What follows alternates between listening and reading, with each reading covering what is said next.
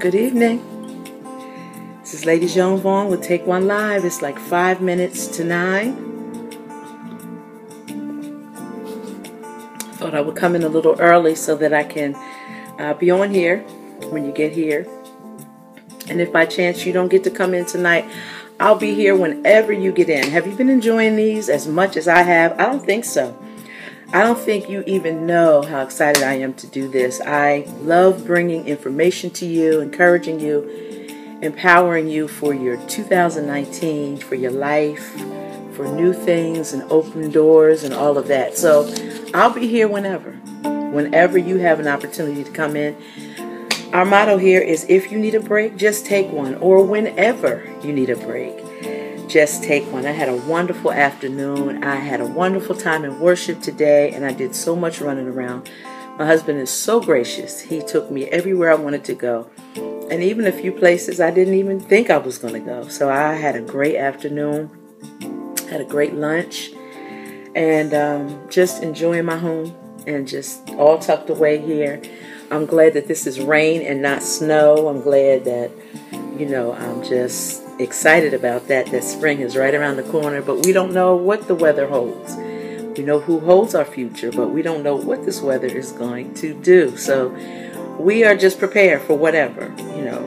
We pray for climate, and weather is what we get. So we're just going to just hang in there and do what is necessary to stay well and to stay whole, to stay nasal free and all of those things. But yeah, so I'm glad to be here tonight, and I'm going to give you a few minutes to get in. You can enjoy this wonderful music, Brighter Day. It's a song that my husband and I did quite a few years ago. We never published it, but keep your ears tuned for that. Some new and exciting things coming this year.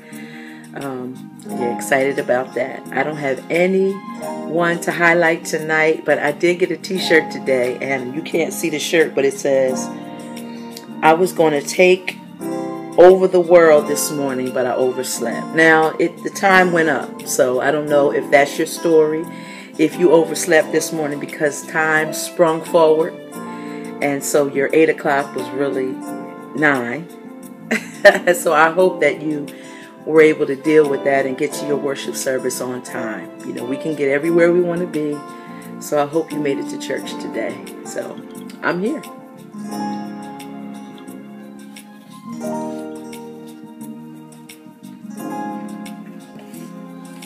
Excuse me for 1 minute.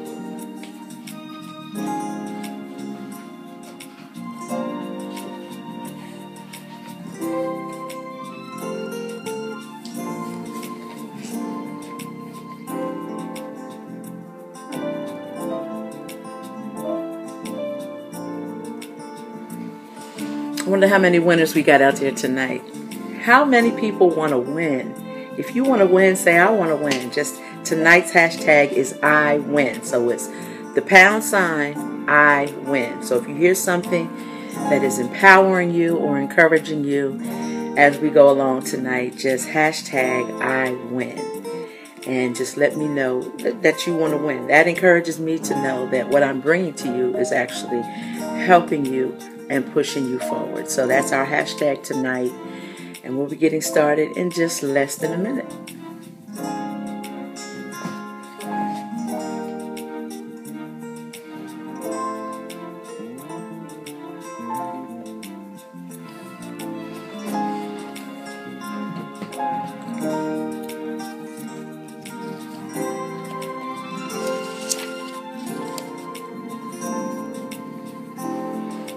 Okay, it's 9 p.m. Welcome to Take One Live. I'm Lady Joan Vaughn with Take One Live, reminding you that if you need a break, just take one. And so this week I was talking about giving you 3 tips to remind and encourage you that you are a winner. You are a winner. And all of these things that we're bringing to you week after week is just to remind you that you're a winner. Plain and simple. It may not look like it. Some days it does not feel like it.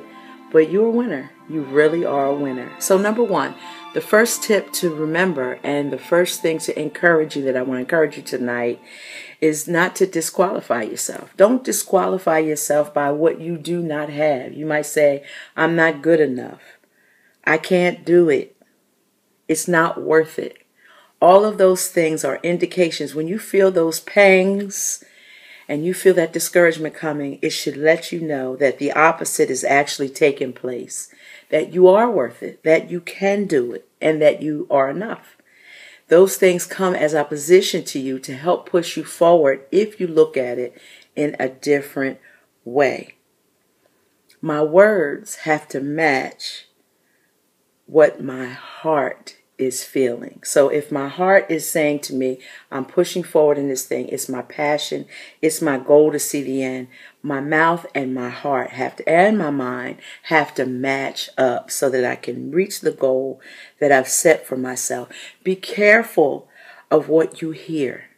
Be careful of what you hear, especially by other people. When you explain your dream and your goal to some people, sometimes to them, because they don't feel it in the same depth that you feel it in, they may say, you know what, that seems like that's too much, or yeah, you might want to rethink that. You may not want to do it this way, or whatever. Sometimes silently, they are also on the same path that you find yourself on, but they have not exposed or they have not shared their vision and goals for their lives with you. But sometimes they're on the same path as you, so they may be discouraging you to give them more of an opportunity or a chance to win. So you have to really look at it, be careful of what you hear. Sometimes people plant thoughts into your head and it makes you want to quit. They're not encouraging you, they're discouraging you, making you look at things in a different way, even than what you saw for yourself. And you'll sit back and say, maybe I shouldn't do that. Maybe they're right. Maybe they're right about me. Maybe I really should not pursue this idea or whatever. Proverbs 23, I found a scripture, Proverbs 23:7, for as a man thinks in his heart, so is that man. And we look at that, but I really dug into it tonight, and I just want to bring that to you.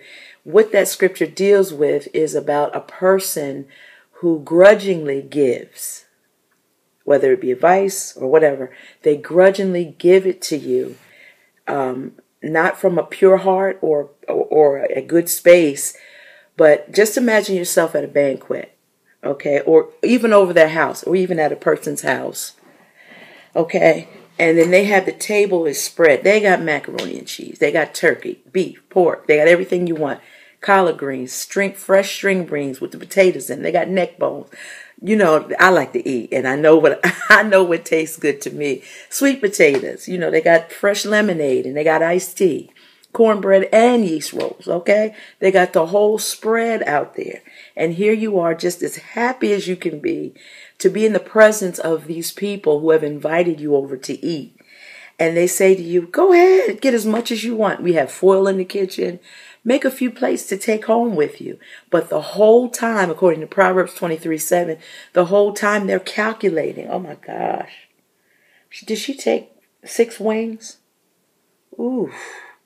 Did they take 5 scoops of macaroni and cheese? You just told me to help myself. You just told me to take plates home.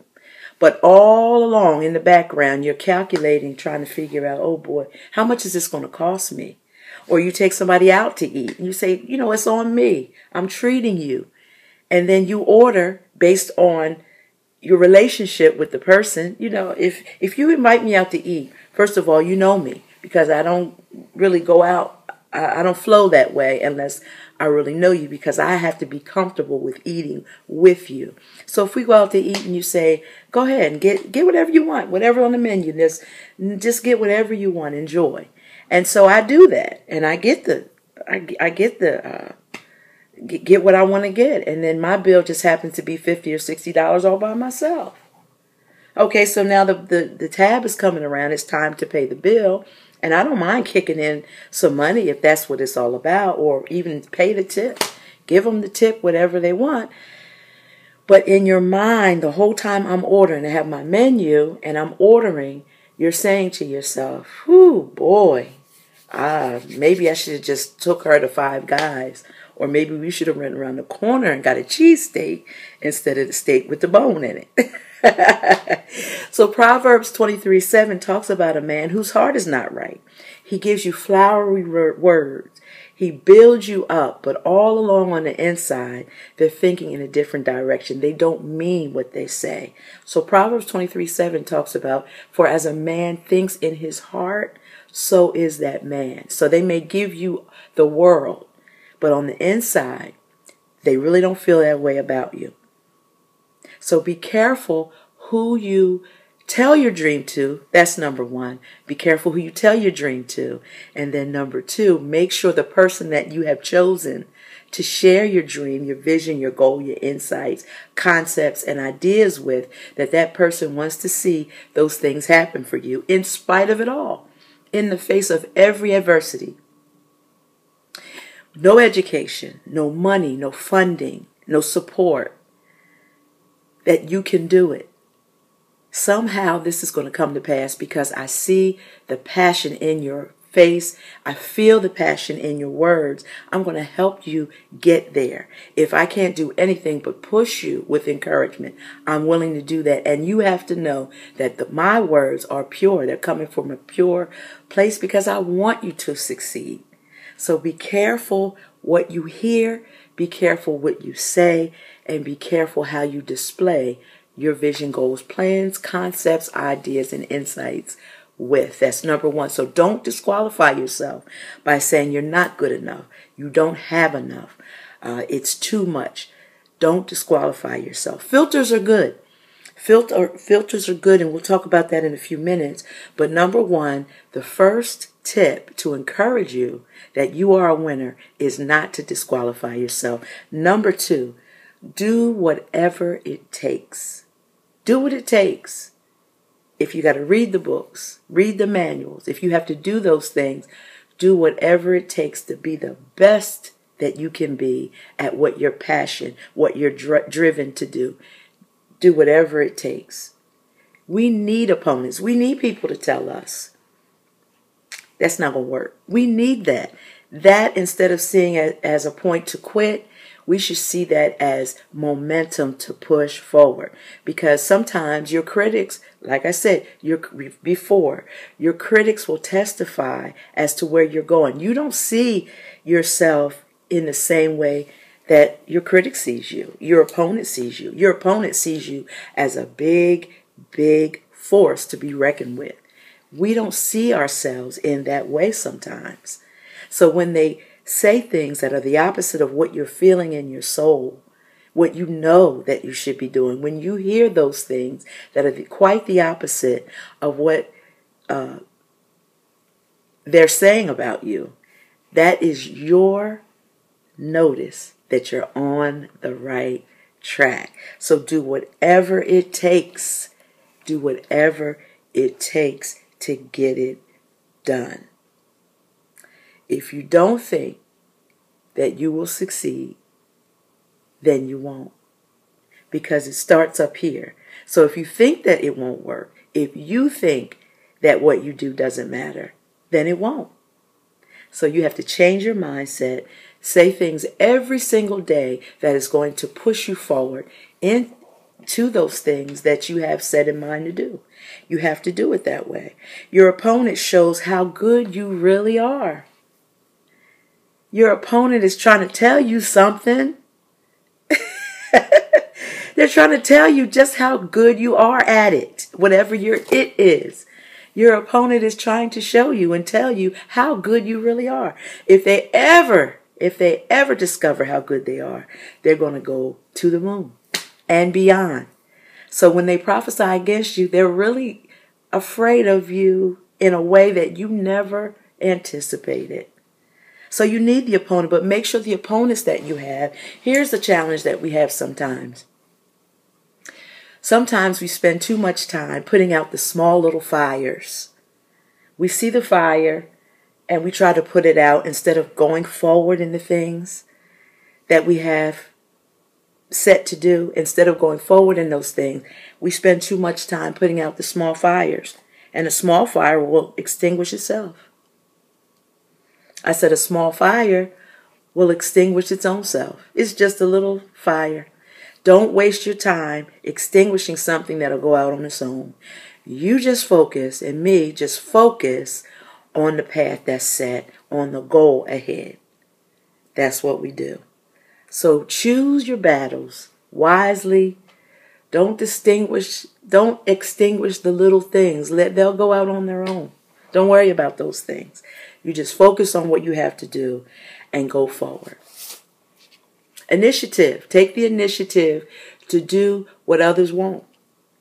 That's what initiative is. Initiative is seeing a need, seeing a problem, seeing an area that needs to be conquered, and just go ahead and do it. Sometimes you don't even know how to do it. But just the fact that you have the initiative, God will show you how to get it done. I'm sitting in my living room right now, talking to you on Facebook. A year ago, I would not have thought to do this. Now, was it in my heart and mind 3 and 4 and 5 years ago? Absolutely. When I was on the radio, and still am on the radio, WIMG 1300 AM every day, Monday through Friday. But to sit here and do it this way, something completely new to me, in a different way. Now, I've done this before. When I was younger, my mother used to come on TV, and I was her, I was her helper, and I would sing, and she had commercials. If you're from Delaware, you know it's true. Little Joni, come on TV. I took the hit for that every Monday morning because she would come on Sundays and nights as well. And whatever she had me do when I went to school on Monday, they would laugh me under the seats. So what did I do? Did that discourage me from helping her, from being at this place right now? Did it discourage me all those years ago? Absolutely not. You know what I did? I laughed with them. Because some of it honestly was funny. It was funny, some of the things she had me do. I used to model shoes because that was one of her commercials. I would put one shoe on one foot and put another shoe on the other foot. And she would say, come on, Joni, come on out here and show them what we have to offer tonight. And I would have, of course they were heels because she was training me way back then to wear them. But I would have one color on one foot and one color on another. It was funny. It's funny now. But on Mondays when I had to get ready for school, I knew, oh my gosh, my friends and even my enemies were going to laugh me under the seats. So I didn't get discouraged. I didn't say, Mom, I don't want to go this week. I don't want to help, because I saw myself here today. So you have to overcome all of those things by sometimes you just have to ignore it. You just have to ignore it, especially if you know it's a part of your destiny. It's a part of what you are being built to do. You have to go through all of those processes to get to the place where you need to be. And that's why I'm sitting here tonight. I'm sitting here tonight because all of those years ago, back in 9th, 8th, 7th grade, when I would model the shoes on TV, I knew somehow I would be here tonight. So what am I saying to you? I'm saying don't allow your critics and all of your opponents to stop you from your destiny. You need opponents, because that is the only way you'll know how good you really are. I said you need opponents because that's the only way you know how good you really are at it, whatever your it is. So tonight, again, we're talking about 3 tips to encourage you that you are a winner. Do it in spite of all of the laughter, in spite of the opponents, in spite of all those things. Continue on the path that God has set for you and be great. Just be great. There's a man that I read about this week, and I'm trying to remember what his name is. Richard Branson, who is the owner of Virgin Airlines. He's worth $4.2 billion. I said billion with a B. Okay? I'm highlighting him tonight because I want to tell you a story about what happened to him. And who do I have on here with me tonight? Diane, my husband, Johnny Vaughn, Eric Trent, Audrey McDonald, and Benjamin Bishop Ben. Listen to this. This man was stuck in Puerto Rico. He was in Puerto Rico, right? He was stuck in Puerto Rico. The airline that he was flying on, something happened to the plane. And this was before he was a 4.2 billionaire. He chartered his own plane.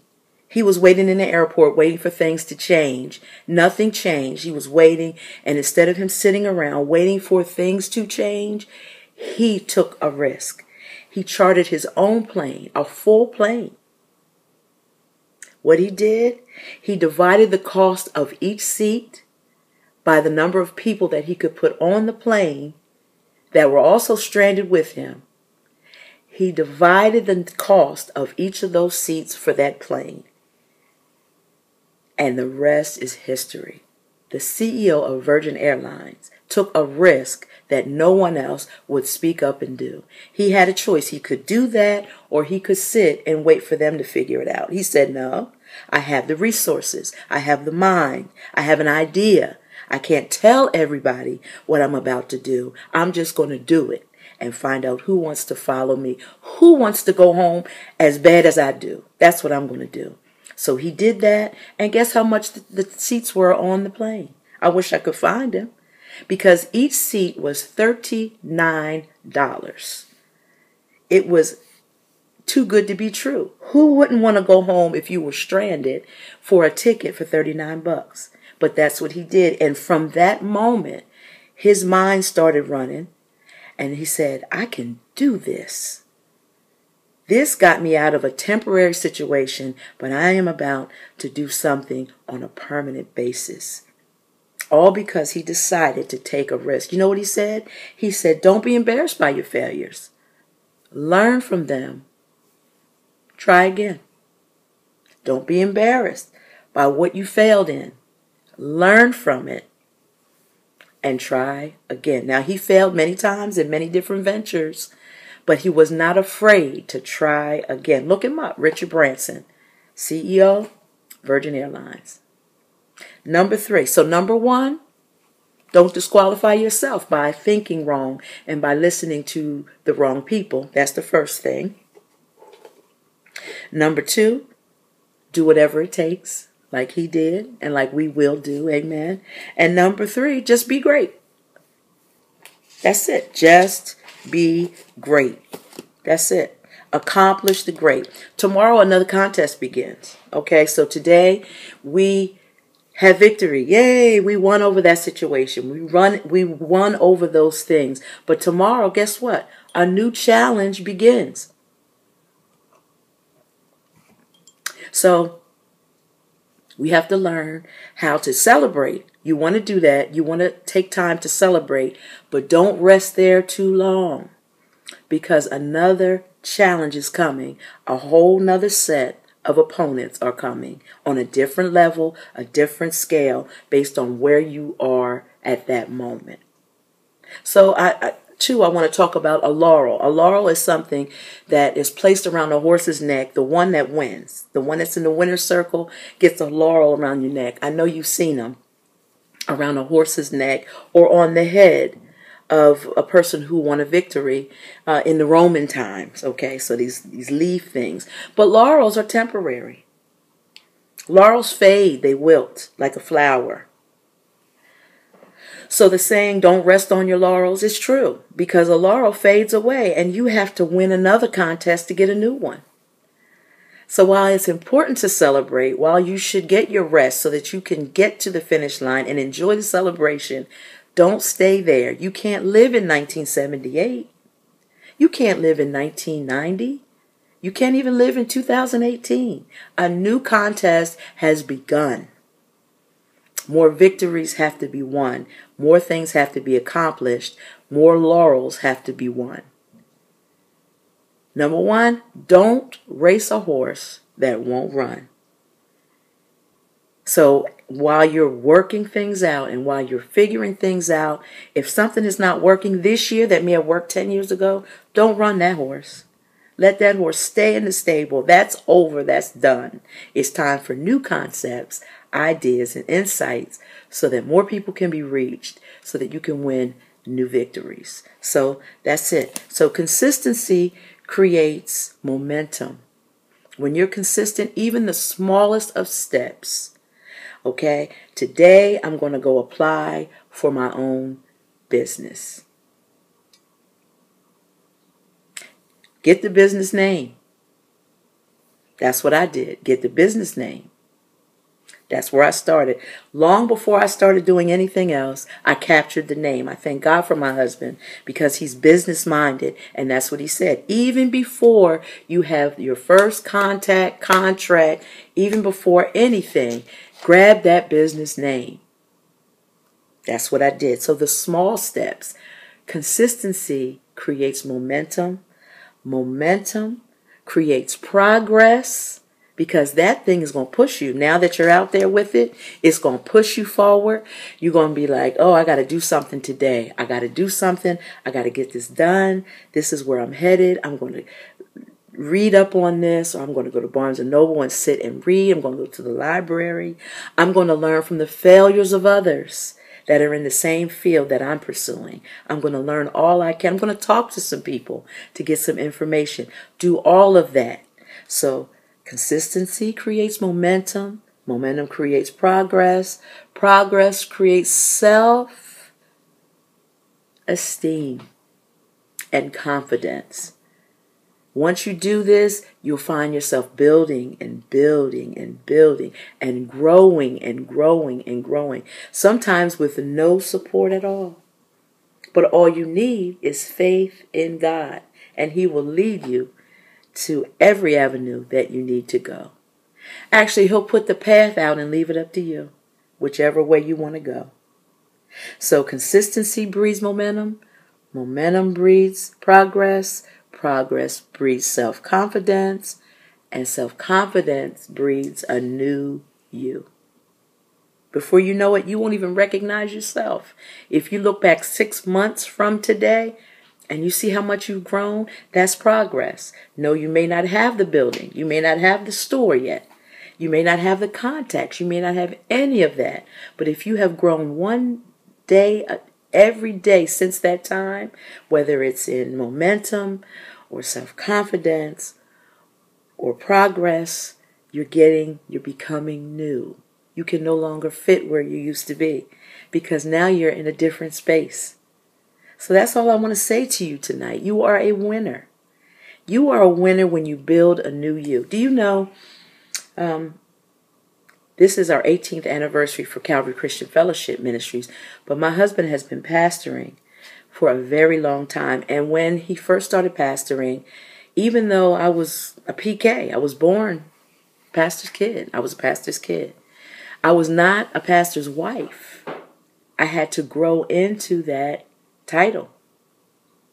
No one could teach you how to do this, what I'm doing today, and what God has chosen me to be, which is in partnership with Him, to help Him as His helpmeet as a pastor's wife.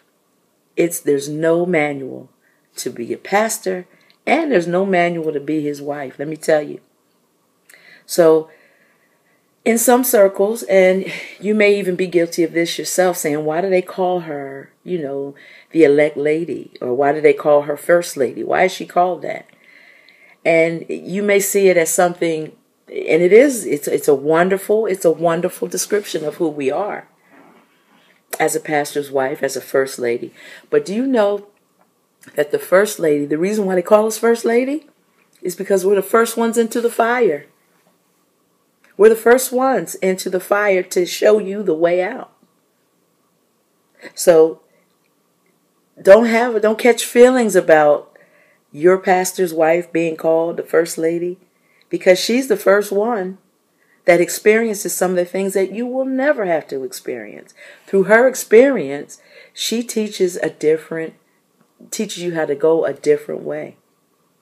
So that's what I'm saying tonight. All of this is leading, all of the things, all of the experience has led me to this moment in my life, in time, to bring encouragement, only encouragement, and just to help you, show you the way that you could go, that you can go with God on your side. So this has been Lady Vaughn, and that's really all I had to say tonight. Those 3 tips. to encourage you. First tip, all right? First of all, you are a winner. That's number one. And the first tip tonight, don't disqualify yourself. Number two, do whatever it takes to be a better you. You need those opponents because they're going to show you just how good you are. You don't ever want to run a contest where there's no opponent, but just make sure that opponent is worthy of the contest. Because you working on yourself every day, me working on myself every day, puts us far ahead of the competition, if there be any, of the opponents. Okay, so we work on ourselves daily so that we have that advantage, that we're so far ahead in our race that we automatically win. And number three, accomplish the great. You have no choice. If you work on yourself every day and you see each day as a blessing, you have no choice but to grow and be great. So this has been Lady Vaughn. And remember, if you need a break, just take one. Join me Tuesday nights. I want to tell you this too. For the edited version of tonight on YouTube. Yes, I'm moving forward, learning how to do some things, some editing. So check it out. If you have not subscribed on YouTube, subscribe on YouTube for the edited version of tonight. Tell your friends, tell your family to meet us here every Sunday at 9 or on YouTube starting on the following Tuesday every week. God bless you. Have a wonderful week. Be great. Peace.